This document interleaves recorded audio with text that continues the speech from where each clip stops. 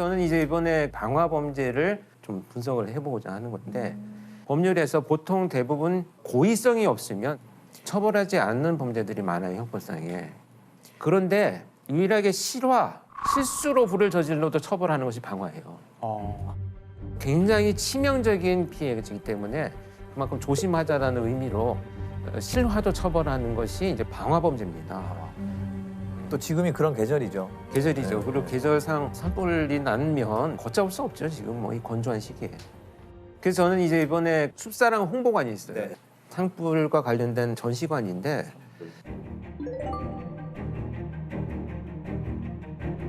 와, 여기는 숲의 사계절.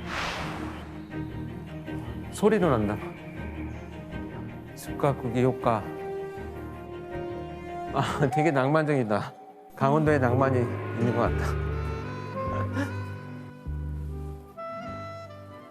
아, 낙산사 화재 장면인가 본데요. 보는 것만으로도 가슴이 타들어가는 느낌이네요.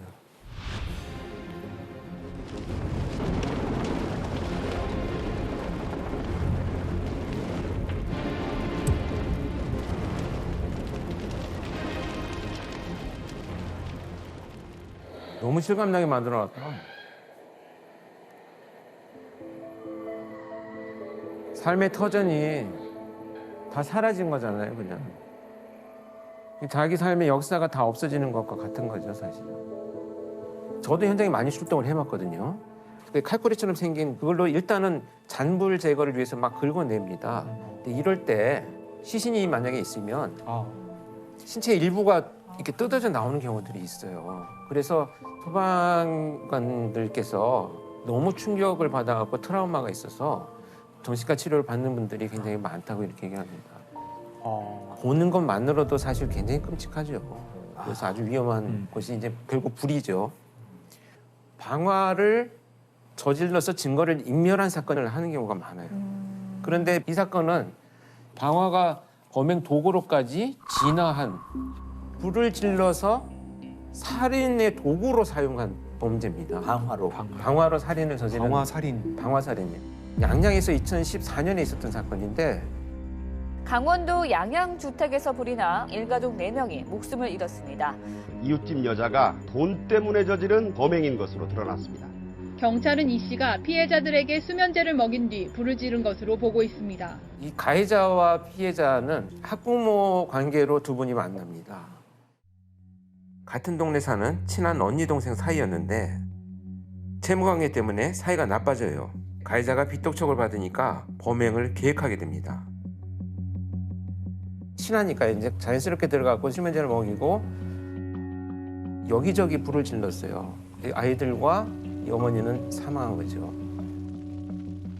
불이 나니까 주변에서 신고를 했어요. 신고를 했는데 가해자인 이 사람이 소방이 도착하는 순간에 막 달려들어서 저 안에 사람이 있다고 막 구호를 해달라고 막 이렇게 목격자인 행세를 하기 시작을 합니다.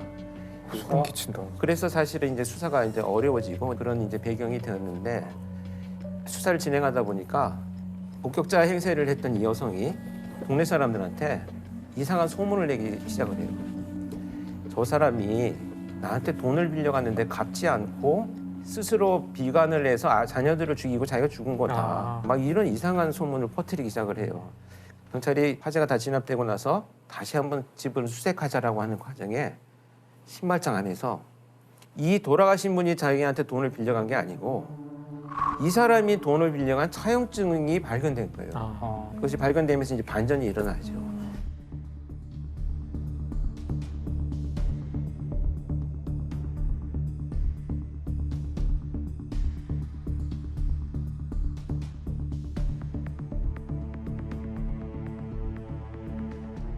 현장에서 그 방화로 의심되는 흔적들이 많았다고요.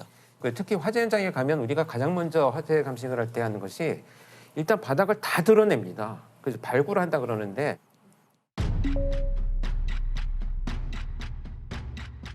정말 삭하고 호미 이런 걸 갖고 와가지고 싹 다 드러내요. 그리고 바닥을 보기 시작을 하는데 이나무질을 막 이렇게 뿌리잖아요. 물결 형태의 흔적들이 그대로 남아 있어요. 네. 。 어. 。 어. 。 어. 。 어. 。 어. 。 어. 。 어. 。 어. 。 어. 。 어. 。 어. 。 어. 。 어. 。 어. 。 어. 。 어. 。 어. 。 어. 어.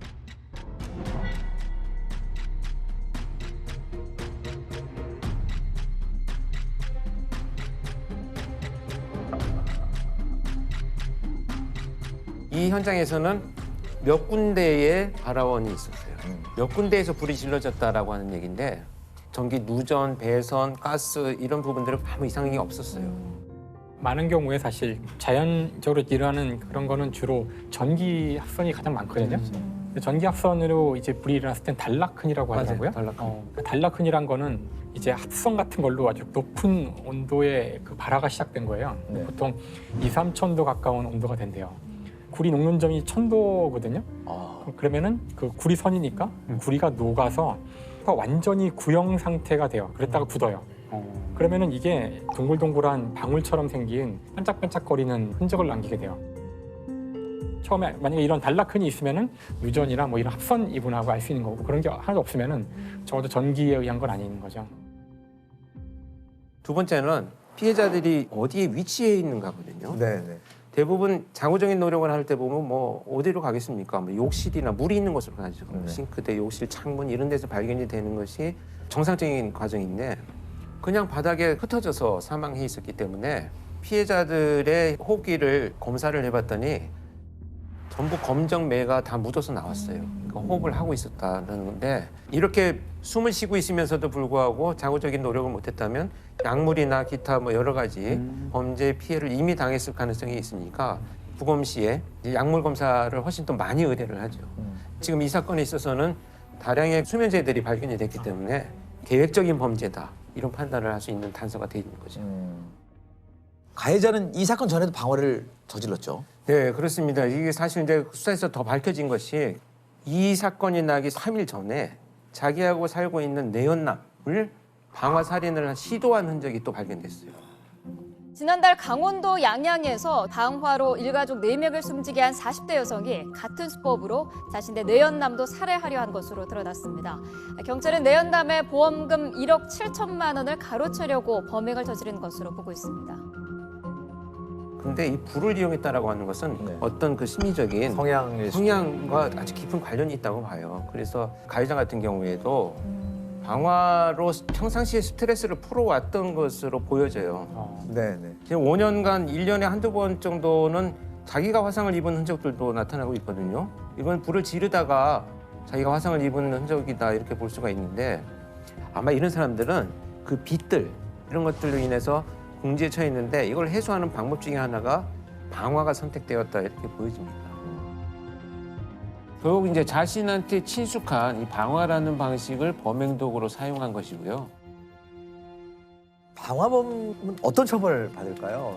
방화범은 일단 태운 대상이 무엇이냐에 따라서 죄명이 많이 달라져요. 대표적인 게 현주 건조물 방화죄라고 사람이 지금 살고 있는 건조물 또는 주거를 위해서 사용되는 뭐 선박, 기차까지 다 포함을 해서 이런 것들을 이제 태웠을 때 현주 건조물 방화죄가 되고요. 사람을 상해하게 이르거나 또는 사망하게 되는 결과까지 나오게 된다면 네. 이것도 일반 살인죄보다 법정형 자체가 더 높아요. 네, 사형 무기징역 또는 7년 이상의 징역이기 때문에 상당히 높게 처벌하고 있어요. 이미 형법으로도. 결국 양형은 어떻게 받았나요? 그래서 결국은 이제 사형이 구형이 되고 무기징역으로 선고가 났죠. 그래서 그만큼 위험성이 있고 계획적인 범죄다는 것을 법정에서도 인정한 사건이 되겠습니다. 양양 일가족 방화 사건이 방화가 범행 도구로 진화한 이런 형태라면 서울 서남부 연쇄살인 사건으로 알려져 있는 정남규 사건인데 방화가 네네. 성범죄와 살인으로 진화하는 경우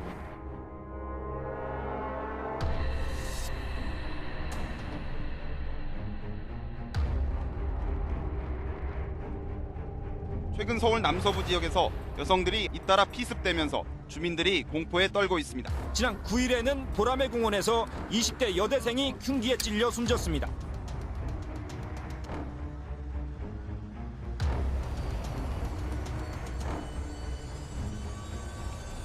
노상에서 하던 범죄가 어느 정도의 휴지기를 거치고 나서 다시 나타났을 때는 훨씬 더 진화해서 침입과 방화가 함께 벌어지는. 그래서 그 이후 사건에서는 거의 대부분 이제 방화가 이루어졌고요. 서울 봉천동 주택에서 불이 났습니다. 범인은 둔기를 휘두른 뒤 불을 지른 것으로 추정하고 있습니다. 남매 3명이 주택 화재로 숨졌습니다. 경찰은 방화 가능성에 무게를 두고 범인은 자매의 머리 부분만 집중적으로 폭행한 뒤 불을 지르고 달아났습니다. 사실 저희가 다 투입되었던 유영철, 정남규, 강호순을 보면 방화 범죄가 다 있어요.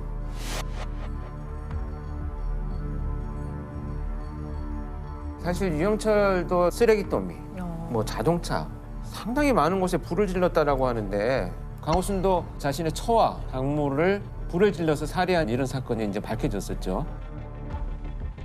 어쨌든 연쇄살인범한테 공통적으로 나타나는 특징이다 이렇게 나타나고 있습니다.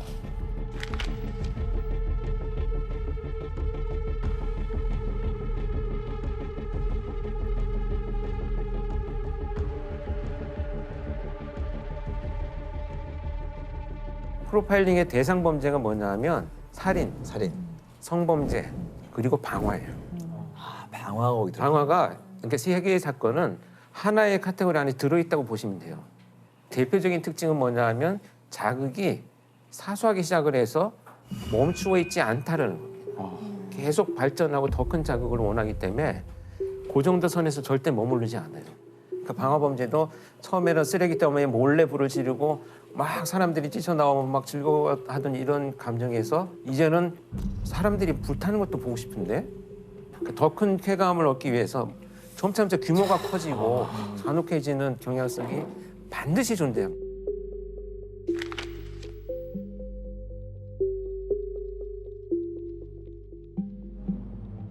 마약 중독과 같아요. 이건 중독 범죄랑 비슷하거든요. 작게 시작한 약물이 점차 내성이 생기면서 약물이 양이 늘어나고 횟수가 늘어나는 것처럼 똑같아요. 이 세 가지 범죄는. 정남규도 역시 마찬가지입니다. 길거리에서 따라가서 막 공격하고 찌르고 이런 범죄를 저지르다가 이거 갖고는 이제 안 되겠는데? 그래서 침입을 하기 시작을 해요. 왜냐하면 그래서 장악을 해서 성범죄를 저지르고 내가 살해하고 가면 되겠구나. 그게 점차 더 자극이 발전하다 보니까 이제 불을 질러서 온 일가족을 다 살해하겠다. 이걸로 이제 발전하기 시작을 하는 거죠. 그 정남규의 방화 현장 가보신 건가요? 네. 제가 정남규 연쇄살인 사건 그 방화 사건 현장에 다 제가 나가봤는데 불을 도주로에다만 질러요. 큰 창문이나 출입문 이런 곳에 다 불을 질러서 결국은 일가족이 다 사망한 케이스가 빠져나가게. 심지어 제가 정말 충격적이었던 것은 빠져나오지 못하도록 젓가락을 구부려 가지고 문고리에 이렇게 걸어놓고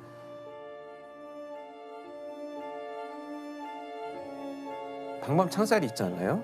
그 반지하 같은 곳인데 피해를 입은 곳이 거기에 손잡이를 잡고 이렇게 들여다보는 흔적이 있는 거예요. 그래서 제가 그 방범 창살에 먼지가 가득한데 두 줄의 손잡이가 딱 있는 거예요. 물론 장갑 자국이긴 했지만 그래서 야 이걸 정말 불을 질러놓고 그 안에서 피해자가 고통스럽게 그 죽어가는 모습을 얼마나 이놈이 바라봤겠느냐라는 생각을 할 때는 막 그 끓어오르는 분노가 참을 수가 없을 정도였죠. 그래서 프로파일링 보고서를 결국 만들어서 수사팀에 브리핑을 했는데 범인의 족적이 장은방으로 이어지고 또 여성과 아동이 있는 방만 집중됐다라는 것에서 이 소심한 공격성을 지닌 자라고 분석을 했고요.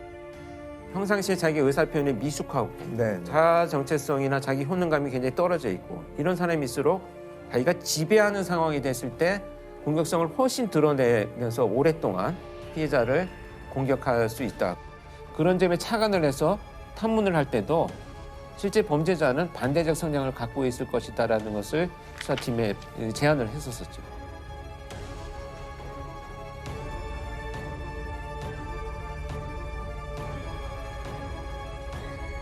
그 내용이 이제 결국은 체포되고 나서 정남규의 성향하고 상당 부분 일치를 하고 있었어요. 정남규는 다른 요원들하고 제가 같이 면담을 하느라고 이제 옆자리에 이렇게 앉았었는데 정말 그 살인 현장을 추억하면서 막 불이 활활 타는데 내 심장이 타는 것 같았어요. 막 이렇게 얘기를 해요, 진짜. 실제로. 쾌감의 순간을 돌이켜 보듯이. 그래서 전형적인 장형분이 고조되는 유형의 범죄자구나. 자, 우리 김상옥 쌤은 어디를 다녀오셨나요? 그 대구 시민안전센터라는 곳에 갔었는데요. 정말로 이렇게 느낄 수 있게 만들어놨어요. 어처구니 없는 대형 참사입니다. 시커먼 연기가 대구 시내 거리를 가득 메웠습니다. 역사 입구마다 계속해서 연기가 솟구칩니다. 짙은 연기와 유독물질이 지하철역 일대를 뒤덮은 사고 현장은 아비규환으로 변했습니다.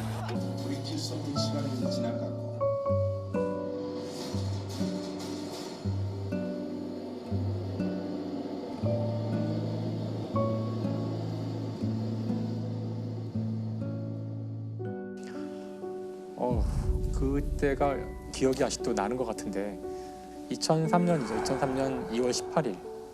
지금 갔다 와서 좀 생생하게 숫자들이 막 머리에 떠 있는데 네, 이런 엄청난 인명피해를 일으킨 방화 용의자는 자신의 신병을 비관한 50대 남자였습니다. 정말 이상한 사람이죠. 본인의 어떤 심정 비관으로 이제 자살을 하려고 마음 먹은 사람인데 중강로역에 열차가 섰을 때 거기서 불을 붙인 거죠. 근데 이게 워낙 인화성이 강한 물질이라서 그 기관사가 내려서 이제 꺼보려고 했으나 이거 실패를 해요. 그래서 실패하고 도망갔고요. 여기까지는 거의 인명피해가 별로 없었는데 문제는 또 다른 열차가 근데 여기서부터 이제 수많은 문제점들이 생겨요. 그러니까 이제 중앙통제소에서 잘 상황을 파악을 못했고요. 열차가 들어가면 안 되는 상황인데 조심해서 들어가라고 이제 연락을 하게 돼요.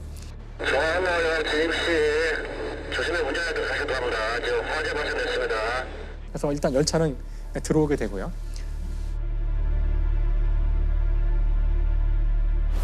열차가 들어왔는데 그리고 전기가 끊겨요. 아주 혼란스러운 상황인데 계속 이제 방송으로는 그 자리에 있으라고 곧 조치를 취할 테니까 승객들은 자리에 있으라고 우리가 많이 듣던 얘기죠. 이거 뭔 답답하니까 빨리 좀 예예. 렌즈 찍입니까? 어떻게 합니까? 좀 관전자가 잘 모른잖아 지금. 예. 일단 방송하시고. 예. 걱정됐다가 다른 그래서 엉망입니다 지금. 예예. 침착하게 하세요. 최종적으로는 이렇게 시간을 한참 끌다가 밖으로 빠져나가라고. 근데 그때 이미 상당히 늦어져가지고 마스터 키가 있는데 그 키를 뽑고 나갔다 그러더라고요. 지시를 받고. 근데 그걸 뽑으면 문이 다 닫힌대요. 그래 차 그래 놓고 차 좀 반 내려놓고 다른 데로 도망가 올라가라고. 이거 반 내려야 돼. 반 내려놓고 차 들고 가야 돼.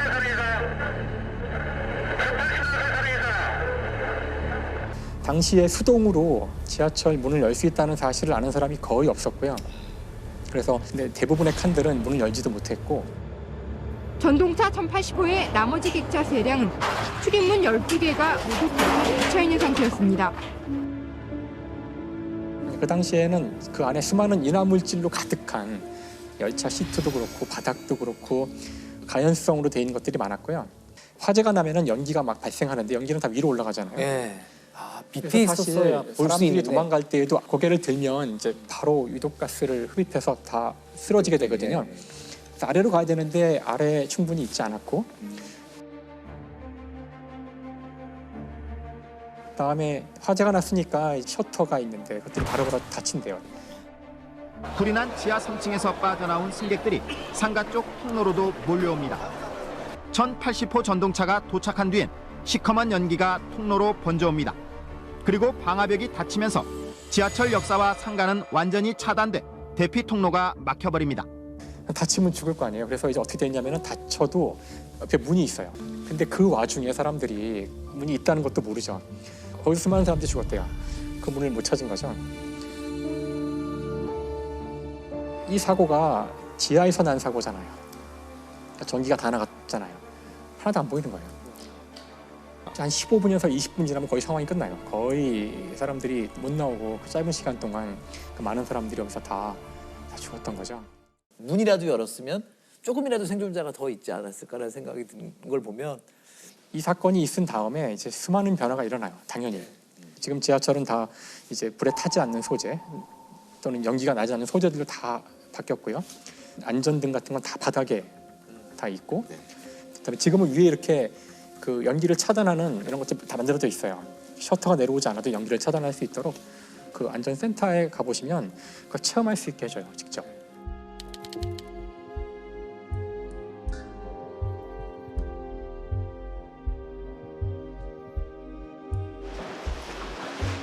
여기 체험을 숙제 생활 보는 것 같아요. 진짜가 되네요. 자, 지금부터 우리가 탈출 체험을 한번 해보도록 탈출 할 체험. 건데요.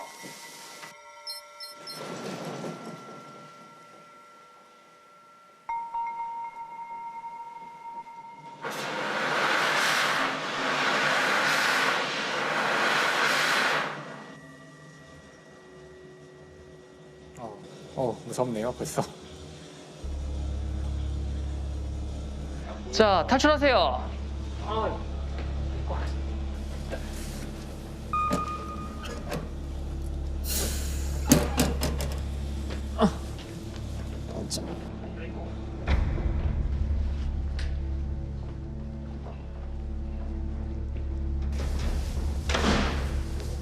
이게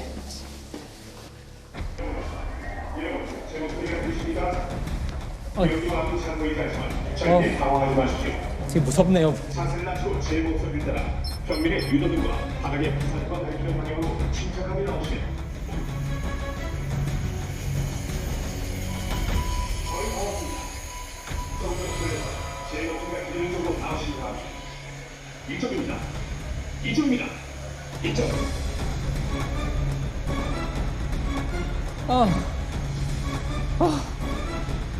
야, 이거 그냥 알고 나와도 힘드네. 실제는 지금보다 더 힘든 상황이었겠죠. 더 힘들어요? 아휴, 근데 마음이 아프네요.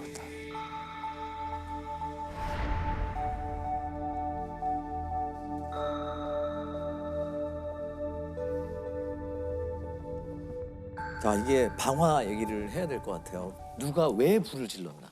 그러니까 이제 김대현이라는 사람이죠. 김대한. 그러니까 뇌졸중 증세가 있어가지고 굉장히 이제 비관을 하고 우울증에 빠지고 그래서 자살을 기도하는데 그리고서는 정작 본인은 자살을 한 게 아니라 현장을 도망쳤어요. 도망쳐가지고 승객들이 무언가에 크게 놀라고 이내 앞다퉈 달아나기 시작합니다. 곧이어 전동차에서 연기가 피어오르고 온몸에 불이 붙은 방화 용의자 김 씨가 밖으로 뛰쳐나옵니다.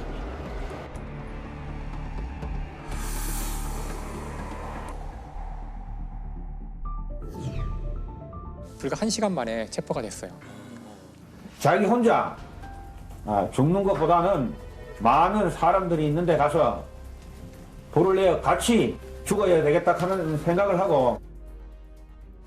이 김대한 씨 같은 경우에는 참여나 이런 거를 했을까요? 법정에서? 그러니까 그 후 소식이 좀 궁금하기도 한데.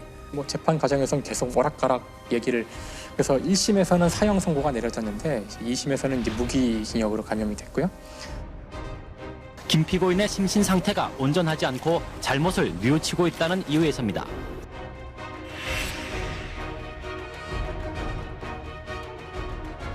근데 뭐 그 뇌졸중 때문이겠지만 결국은 형기를 다 마치지 못하고 1년 반 뒤에 사망했고요. 기관사 2명과 운전사령 등 3명은 각각 금고 4년이 선고됐습니다. 이 사건 이후에 지하철을 이렇게 내려가면서 섬찟한 생각을 하는 분들이 굉장히 많았을 거예요.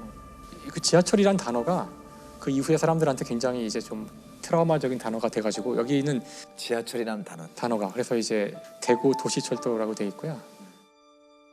저는 그때 이 단어 처음 들었거든요. 외상 후 스트레스 장애, 트라우마. 그때 공포감을 느낀 분들이 거기서 못 벗어나는 거. 사망하신 분들이 그 짧은 시간 동안 가족들한테 막 보낸 메시지나 통화 내용 같은 게 있거든요. 굉장히 이제 가슴에 상처로 안고 살아가시는 것 같더라고요. 근데 사실은 지하철이 생긴 지는 우리 중학교 지금 때도 70년대 시청역이랑 후반에. 있었잖아요. 네. 그러니까 20년이 넘었는데도 이 지하에서 이런 류의 사건이 생길 거라는 상상을 됐죠. 사건이 나고야 사실 만약에 또 그런 재난 상황이 발생했는데 안내 방송으로 움직이지 말고 제자리에서 기다려라 했을 때 나는 진짜 어떻게 할 것인가. 그렇죠. 근데 사실은 그게 정답이거든요. 원래는. 그렇죠. 그러니까 정상적인 상황에서는 그 많은 사람들이 한꺼번에 움직이는 순간 오히려 더 위험해지기 때문에 그 자리에 있는 게 원래는 맞아요. 사실은 우르르 사람들이 몰렸기 때문에 참사가 나는 걸 너무 많이 영화에서도 보고. 1942년 미국에서 또 있었던 큰 참사 중에 하나가 이제 코코넛 그로브 화재 사건이라는 게 있어요. 굉장히 많은 사람이 모여서 막 춤추고 놀다가 화재가 일어난 거예요. 들어가는 입구가 하나 있었는데 그 입구가 회전문이에요. 회전문. 그 많은 사람들이 한꺼번에 도망쳐 나오면서 회전문에 몇 사람 안 지나서 딱 걸린 거예요. 그리고 다 갇힌 거죠. 이 사건 이후에 이제 미국의 법이 생겨요. 우리도 마찬가지인데 모든 회전문에는 양쪽에 미는 문이 반드시 있어야 돼요. 유사시에 튀어나올 수 있도록 돼 있는 거죠. 그 자리에 가만히 있으라는 것이 사실은 정답이고요. 그렇게 한 상태에서 질서 있게 딱딱 안내를 해줘서 탈출을 해야 그나마 많은 사람이 살 확률이 커져요. 이제 스크린 도어가 막 설치됐잖아요. 사람들을 거기에 이제 접근하지 못하게 해서 안전을 더 강화하는 건 확실한데 화재가 났을 때는 스크린 도어가 더 도움이 되나요? 한 겹이 더 있으면 좀 그걸 벗어나기가 더 어려워지지 않을까 생각이 갑자기 들어서요. 스크린 도어가 상당히 복잡한 문제인데요. 이게 그 탈출을 할 때에는 지하철 문을 열고 스크린 도어도 열어지잖아요. 근데 이쪽에서는 쉽게 열 수 있게 돼 있더라고요. 아, 안에서는요? 무조건. 그러니까 그냥 밀면 그냥 바로 열리게 돼 있기 때문에 밖에서는 안 되죠. 밖에서는 안 되고요. 예. 네.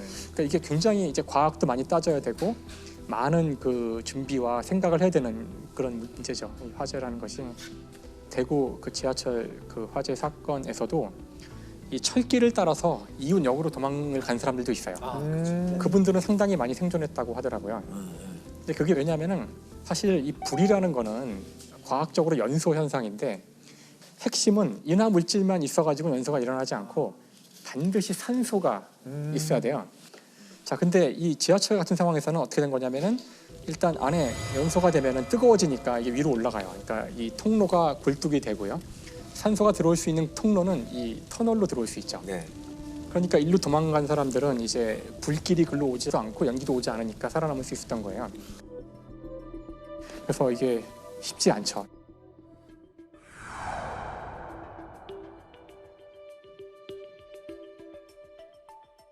야, 저는 지금 화재가 나도 안전장치나 뭐 이렇게 설명 다 돼 있어도 나갈 자신이 없어요. 그러게요. 그 당혹스러운 상황에서 이런 게 안 될 것 같은데요. 아, 근데 한 번은 꼭 가봐야 될 것 같아요. 시민안전 테마파크. 예, 왜냐하면 저도 건석으로만 맨날 보고 학교 때 교련 시간에도 수업 시간에 딴 데 보고 이랬던 것 같아요. 근데 아이를 낳고 나서야 수영을 배우려고 마음을 먹었어요. 왜? 구해야 되니까. 유심히 보게 되더라고요. 이거는 누구든 생길 수 있는 일이라 알고 있는 거랑 한 번 한 거랑은 또 다르죠. 네.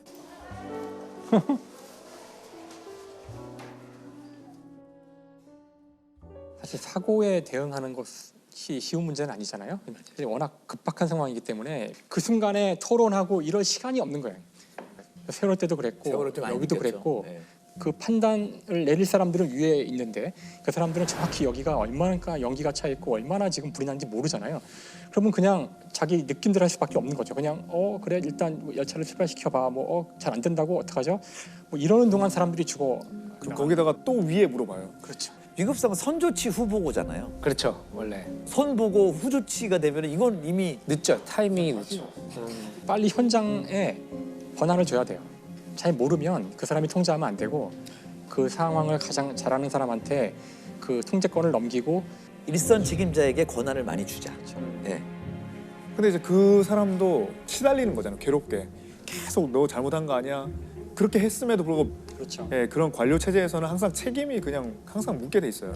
그래서 거의 시달리다 보면은 처벌 안 받더라도 거기 조사받는 게 너무 힘들어서 어떻게든 그걸 안 하려고 그런 거예요. 그러니까 사실은 그게 이렇게 사람을 죽이는 거라고요. 그렇죠. 우리가 지금 계속 안전 불감증, 뭐 구조적 문제, 뭐 우리 체제 이런 얘기를 할 때 이게 핵심은 바로 그거거든요. 그럴 때 이 사람한테 책임을 묻지 말아야 되고 그럴 확실한 때 권한을 주고. 그렇죠. 매뉴얼대로 했다면은 그건 최선을 다한 거니까 자꾸 위에 물어봐야 되지 않아야 된다는 이 당연한 원칙이 세워져야지만 이런 문제가 안 생기죠. 시스템과 매뉴얼이 확실하게 좀 딱 정비가 됐으면 좋겠다. 저희 뇌리에도 딱 있었으면 좋겠다라는 생각이